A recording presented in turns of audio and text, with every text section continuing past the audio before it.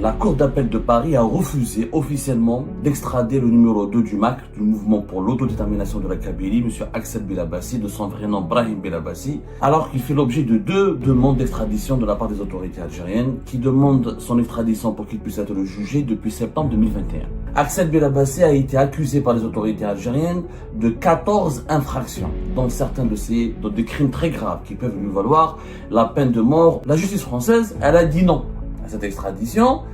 La Cour d'appel de Paris, c'est elle qui a rendu ce verdict le 14 mai dernier. Le président de la Chambre des extraditions de cette Cour d'appel de Paris a estimé que la demande des autorités algériennes est sans objet infondé, et M. Brahim Bilabassi donc ne sera pas remis aux autorités algériennes alors qu'il est considéré comme le bras droit de Farhat Mehani, le mouvement pour l'autodétermination de la Kabylie et le MAC. Dans la presse algérienne, d'habitude toujours dans la propagande au niveau de la presse algérienne, que la France n'a pas voulu livrer le numéro 2 du MAC parce qu'elle soutient le MAC, parce qu'elle veut protéger le MAC et parce qu'elle veut la division de l'Algérie et parce qu'elle veut la désunion du territoire algérien ou la fin de l'intégrité territoriale de l'Algérie. Mais quand tu dis que c'est le MAC qui a organisé le lynchage de Jemaa Ben Smaïl et c'est lui qui a déclenché les feux de forêt de Kabylie en août 2021, c'est extrêmement grave. Les juges français ont demandé des preuves. Le 14 mai dernier, avant-hier, la Cour d'appel de Paris a refusé officiellement d'extrader le numéro 2 du MAC, du Mouvement pour l'autodétermination de la Kabylie, M. Axel Bilabassi, de son vrai nom Brahim Bilabassi, alors qu'il fait l'objet de 2 demandes d'extradition de la part des autorités algériennes qui demandent son extradition pour qu'il puisse être jugé depuis septembre 2021. Axel Bilabassi a été accusé par les autorités algériennes de 14 infractions, dont certains des crimes très graves qui peuvent lui valoir la peine de mort ou la prison à vie. Alors, globalement, M. Brahim Bilabassi ou Axel Bilabassi est accusé par les autorités algériennes d'être le principal instigateur du lynchage de Jemaa Ben Smaïl, Allah yarhamou, lynchage barbare et incroyable de Jemaa Ben Smaïl à l'Arba'a Thalathine en août 2021, et il est même considéré d'avoir commandité les incendies de forêt qui ont fait plus de 100 morts, jusqu'à même 200 morts, on n'a jamais eu le bilan définitif, les feux de forêt qui ont ravagé des milliers d'hectares dans la wilaya de Tizi Ouzou et de Bjaya, et un peu au Bouira, dans d'autres wilayas du pays, mais notamment la Kabylie a été la plus meurtrie à cette époque-là, en août 2021. Donc, la justice française, elle a dit non à cette extradition. La Cour d'appel de Paris, c'est elle qui a rendu ce verdict le 14 mai dernier, et le président de la Chambre des extraditions de cette Cour d'appel de Paris a estimé que la demande des autorités algériennes est sans objet infondé, et tous les arguments qui ont été présentés par les autorités algériennes ne sont pas crédibles ni fondés pour permettre à la France de lui livrer un résident algérien qui vit en France, parce que même s'il ne reconnaît pas l'Algérie, Axel Bilabassi, il a la carte de résidence ici en France en tant que résident algérien. Il a 42 ans et M. Brahim Bilabassi donc ne sera pas remis aux autorités algériennes alors qu'il est considéré comme le bras droit de Farhat Mehani, le mouvement pour l'autodétermination de la Kabylie et le MAC, qui est classé depuis mai 2021 comme étant une organisation terroriste et qui fait l'objet de poursuites pour des crimes terroristes en Algérie. Alors j'entends dans la presse algérienne, d'habitude toujours dans la propagande au niveau de la presse algérienne, que la France n'a pas voulu livrer le numéro 2 du MAC parce qu'elle soutient le MAC, parce qu'elle veut protéger le MAC et parce qu'elle veut la division de l'Algérie et parce qu'elle veut la désunion du territoire algérien ou la fin de l'intégrité territoriale de l'Algérie. Complètement faux. Alors c'est complètement faux et c'est pour ça que nous allons intervenir pour vous expliquer les tenants et les aboutissants de cette histoire. Monsieur Axel Bilabassi ou Brahim Bilabassi n'a pas été remis, la France refuse de l'extrader pour des considérations de droit. J'ai le document de la décision de la justice française, parce que nous, encore une fois, le document fait 7 pages, avec le document, 7 pages. Voilà, c'est un document de 7 pages, ce qui les juges français de la Cour d'appel de Paris, de la Chambre spécialisée dans les affaires d'extradition. Voilà. Tout est expliqué dans ces 7 pages pourquoi la France, la justice française, pas la France, pourquoi la justice française refuse d'extrader Brahim Bilabassi ou Axel Bilabassi. Son nom Axel Bilabassi, mais son véritable nom civil est Brahim Bilabassi. Donc, ce sont des arguments de droit. Il y a rien. Cette décision ne signifie aucunement que la France est d'accord avec les idées du MAC, qu'elle est d'accord avec le combat du MAC ou qu'elle veut la séparation de la Kabylie. Rien à voir. Je le dis et je le répète, rien à voir. Les juges français ont répondu sur le plan du droit. Je rappelle que nous avons fait plusieurs émissions sur ce sujet, sur le sujet de la demande d'extradition de Brahim Belabassi, qu'on a même donné en exclusivité, on avait même obtenu en exclusivité ce que les autorités algériennes ont fourni comme complément d'information aux autorités françaises, puisque les autorités françaises, au niveau de la Cour d'appel de Paris, avaient exigé aux autorités judiciaires algériennes des clarifications et des précisions concernant pourquoi ils veulent absolument ils veulent absolument l'extradition de Brahim Belabassi pour le juger en Algérie. Le 10 novembre 2024, le procureur général près de la Cour d'Alger, Lotfi Boudjema'a, qui a été promu quelques jours plus tard, à savoir le 18 novembre 2024, ministre de la Justice et garde des Sceaux, a adressé un document de 54 pages. 54 pages que nous avons ausculté, que nous avons expertisé, que nous avons consulté, et on a réalisé au moins 3 émissions sur ce sujet, parmi laquelle une émission intitulée « Ce que le régime algérien a dit à la France pour la convaincre de lui remettre le numéro 2 du MAC ». Et on a donné et expertisé ensemble tous les arguments et tous les faits présentés par les autorités judiciaires algériennes pour justifier la mise en examen et l'accusation grave, parce qu'encore une fois, 14 infractions, c'est extrêmement grave, mais quand tu dis que c'est le MAC qui a organisé le lynchage de Jamal Ben Smaïl et c'est lui qui a déclenché les feux de forêt de Kabylie en août 2021, c'est extrêmement grave. Les juges français ont demandé des preuves. Quelles sont les preuves? C'est quoi les preuves de la justice algérienne? Des messages sur Facebook. Et des drapeaux du MAC. C'est tout ce qu'il y a comme preuve. Toute l'affaire du MAC et des feux de forêt de Kabylie repose sur 2 éléments. 2 soi-disant militants du MAC ont échangé sur Facebook, dont un aurait échangé directement avec Brahim Belabassi, et c'est Brahim Belabassi qui lui aurait dit « Allez-y organiser un rassemblement devant le commissariat central de l'Albanie, un événement très grave va se produire », et c'est Brahim Belabassi qui lui aurait dit « Allez-y déclencher les feux de forêt, allez-y chasser ou pourchasser des étrangers comme Jamal Ben Smaïl pour les tuer ». Tout se dit, selon la justice algérienne, il y a eu des messages Facebook. Ok. Donc, sur la base de messages échangés sur Facebook Messenger, on a accusé le MAC et ses militants d'avoir été les organisateurs du lynchage de Jamal Ben Smaïl et des feux de forêt. Où sont les preuves? Ces échanges n'ont jamais été fournis par la justice algérienne, à la justice française, ils n'ont jamais été fournis. Et deuxième élément, ils ont trouvé des drapeaux kabyles dans le domicile des personnes qui ont été arrêtées et jugées en Algérie pour l'affaire de Jamal Ben Smaïl. Est-ce que le drapeau, donc si on trouve le drapeau du Mexique, ou le drapeau des États-Unis, ou le drapeau du Canada, le drapeau de la France, ou le drapeau du Maroc, ça veut dire que c'est le Maroc, le Canada, les États-Unis qui ont lynché, qui ont organisé les feux de forêt de Kabylie. Pas de preuves. En l'absence de preuves, les autorités françaises ont parce que le verdict dans l'affaire Brahim Belabassi était prévu à la fin du mois d'avril. Il a été reporté à 2 reprises. Hier, le 14 mai, ils n'ont pas voulu le reporter. Les juges de la Cour d'appel de Paris ont décidé, au niveau de la chambre spécialisée dans les affaires d'extradition, de rendre le verdict. Qu'est-ce qu'il dit dans ce verdict? Considérant les faits garantis, considérant les faibles garanties présentées par le système judiciaire algérien, et la probabilité que Brahim Belabassi ait déjà été jugé condamné à Algérie pour les faits objet de la demande d'extradition, selon les pièces remontées 1 et 2 juin de mémoire de défense, non traduites en langue française. Il n'y a pas de faible garantie. La justice française parle dans son document de faibles garanties présentées par le système judiciaire algérien. Maintenant, on va analyser. Le fondement de la demande d'extradition des autorités algériennes étant par ailleurs désormais l'exécution d'une peine privative de liberté, même non définitive et non plus l'exercice de poursuites pénales, il y a également lieu de constater que le caractère sans objet de la première demande d'extradition, le tout selon les modalités précises au dispositif du présent arrêté.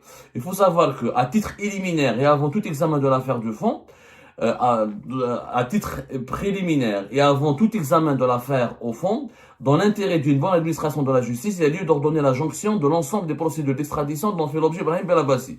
Et ce, d'autant que la seconde demande d'extradition s'avère porter sur les mêmes faits que ceux objets de la première demande d'extradition. Il y a eu 2 demandes d'extradition contre Brahim Belabassi. Sauf que normalement, quand on fait une demande d'extradition, c'est pour juger quelqu'un.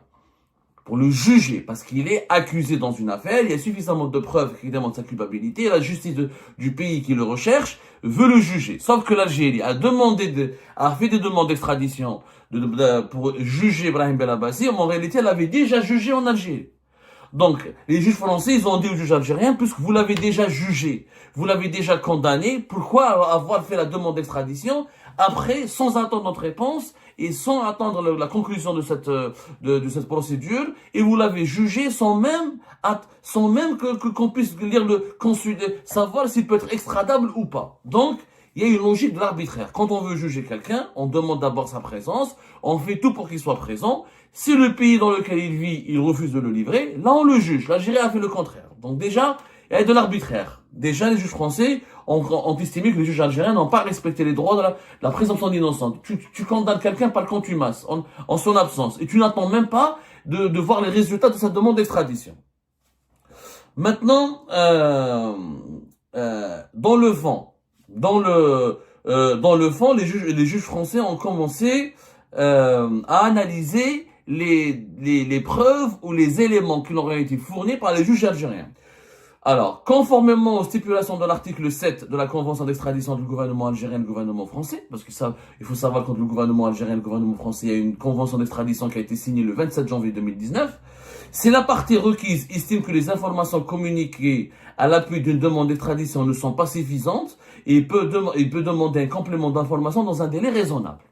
Donc, les juges français avaient le droit, sur la base de cet accord, de cette convention d'extradition signée entre l'Algérie et la France le 27 janvier 2019, c'est la convention d'extradition entre le gouvernement algérien et le gouvernement français. Si les juges de l'un des deux pays estiment que il y a des manques, il y a pas beaucoup de preuves et des éléments insuffisants, on demande on demande un complément d'information.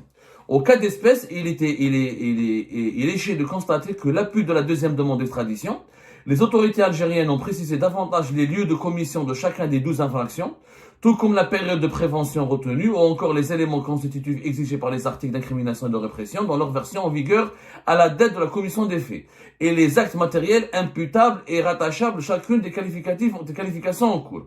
Toutefois, les autorités algériennes sont restées imprécises ou incomplètes sur plusieurs aspects. C'est-à-dire, la décision a été motivée, il n'y a rien de politique. Premier aspect. Donc, quelques aspects. On ne va pas pouvoir tout expliquer dans une seule émission, mais je vous ferai une deuxième partie pour que vous puissiez comprendre pourquoi les juges algériens ne sont pas crédibles. Et pourquoi la justice en Algérie, elle est politique, c'est une justice de téléphone, elle n'est pas crédible. Et ni les juges français, ni les juges d'aucun pays, aucun système judiciaire d'un pays civilisé ne peut accorder du crédit à la justice algérienne. Regardez par exemple.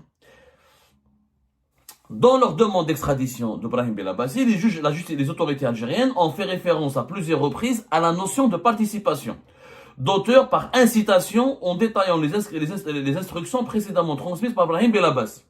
Les autorités algériennes considèrent que Brahim Belabassi, le numéro 2 du MAC, est responsable de lynchage de Jamal Ben Smaïl et des feux de forêt de Kabylie parce qu'il a incité. C'est lui qui a incité les militants du MAC à lyncher Jamal Ben Smaïl et à provoquer les feux de forêt de Kabylie.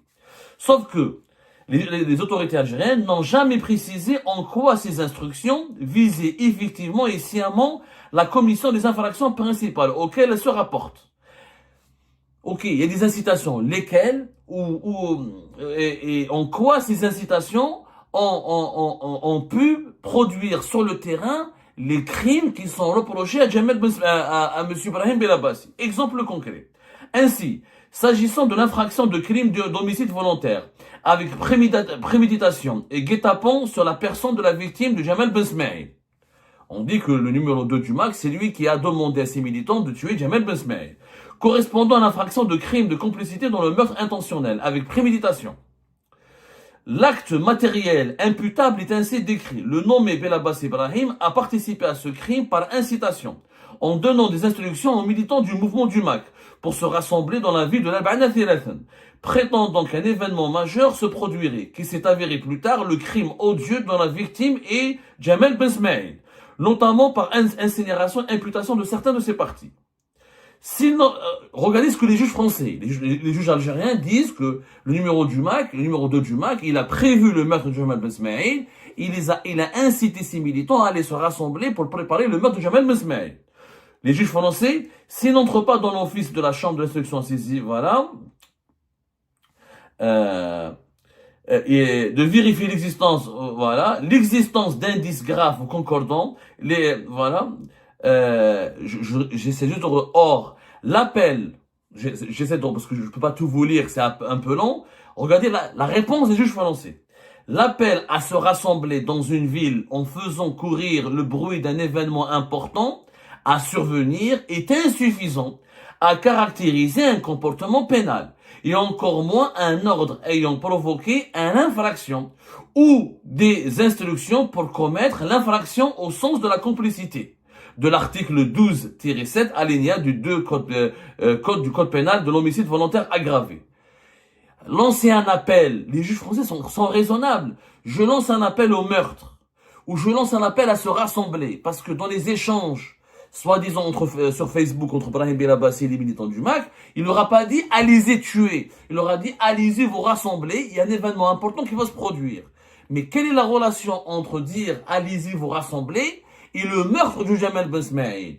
L'appel au rassemblement ne permet pas de caractériser la commission d'un crime. C'est pas parce que je dis aux gens allez-y vous rassembler que je leur ai demandé de tuer. Se rassembler et tuer, c'est deux choses complètement différentes. Donc le fait qu'il y a eu un appel à rassemblement ne fait qu'en faisant courir le bruit qu'il y aura un événement qui va survenir, on ne peut pas considérer cet appel comme un comportement pénal. Donc demain, il y a un crime quelque part, et moi je demande à des amis, allez-y vous rassembler là-bas, donc je serai considéré comme responsable de ce crime. Ça n'a aucun sens. Pour être responsable d'un crime, pour être responsable d'une incitation à un crime, ça veut dire que j'ai demandé à mes amis, je leur ai dit, allez-y tuer ce gars, ou allez-y tuer cette personne, pour telle raison, et voilà comment vous allez faire. Ça, c'est de l'incitation au crime. Ça, c'est une incitation à commettre un crime, un homicide volontaire. Mais quand je lui dis, allez-y vous rassembler, ça n'a rien à voir. C'est quoi la relation entre le rassemblement et le crime en soi? Il n'y a aucune preuve. Regardez ce que disent encore les juges français.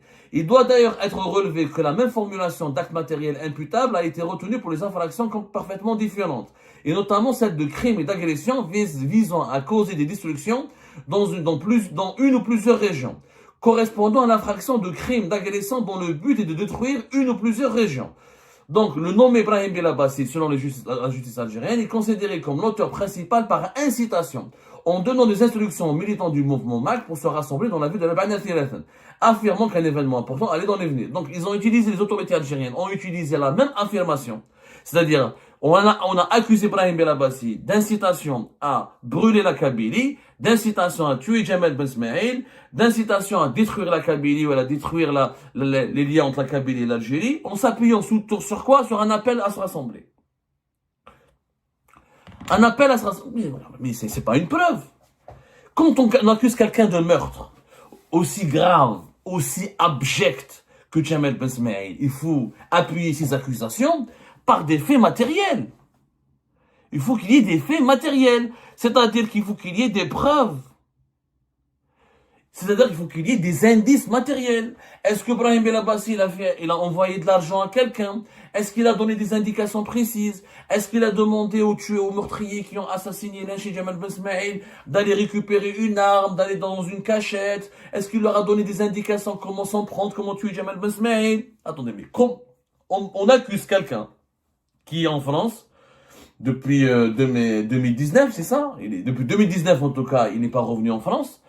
Il n'est pas revenu en Algérie. Il est établi en Algérie depuis 2019. Il n'est pas retourné en Algérie depuis août 2019. Il est membre du MAC depuis 2007. Donc quelqu'un qui n'était pas physiquement présent sur le lieu du crime.